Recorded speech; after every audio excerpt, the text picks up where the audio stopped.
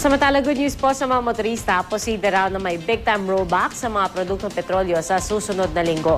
Dahil dito, pinag-isipan na raw ng LTFRB kung ibabalik na nila sa 8 pesos ang pamasahe sa jeep.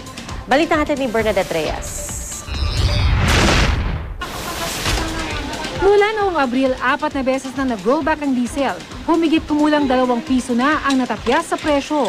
Hindi man ganun kalaki, malaking tulong na rin daw ito sa gastusin ni Mang Tirso. Sir, saan ho napupunta ho yung inyong natitipid dahil ho dun sa rollback?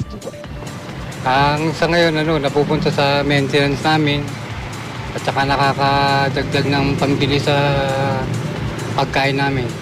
At isa na namang big-time rollback ang maaaring ipatupad ng oil companies sa susunod na linggo. Hopefully, more than 1 peso.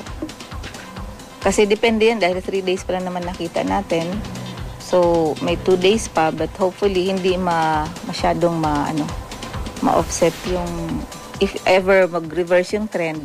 Paliwanag ng DOE, bumabagal ang paglago ng ekonomiya sa mundo at maraming bansa ang nakapag-imbak ng supply kaya mahina ang demand sa langis ngayon. Nabawasan din ang tensyon sa Middle East na pinagkukunan ng malaking supply ng langis. Nagdagdag pa ng produksyon ang Saudi Arabia. Dahil sa mas mababang demand kontra sa lumalaking supply, malaki ang bagsak presyo sa world market. Simula Enero, 6 na beses na nag-rollback sa diesel at unleaded gasoline. Pero dahil 9 na beses naman tumaas ang presyo, ang suma total, mas nagmahal pa rin ng mahigit 1 peso at 50 centavos ang diesel at mahigit 4 pesos naman sa unleaded gasoline. 56 pesos at 10 centavos ang karaniwang presyo ng unleaded gasoline ngayon. 46 pesos at 10 centavos naman sa diesel. Noong Marso, matatandaan pinayagan ni LTFRB na itaas sa 8.50 ang minimum fare sa jeep dahil sa sunod-sunod na dagdag presyo. Pero ngayong lingguhan nila ng rollback sa presyo ng petrolyo, pinag-uusapan na ng LTFRB kung panahon na ba para bawiin ang provisional increase. Pero sa isang pag-aaral ng UN, maaari pa ring sumipa ang presyo ng langis dahil sa political instability sa oil-producing countries. Kaya hindi raw dapat maging kampante.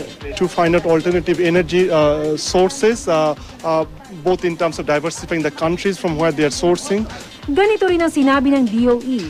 Mananatiling malikot ang presyo ng langis ngayong taon, kaya payo ng ahensya sa mga motorista.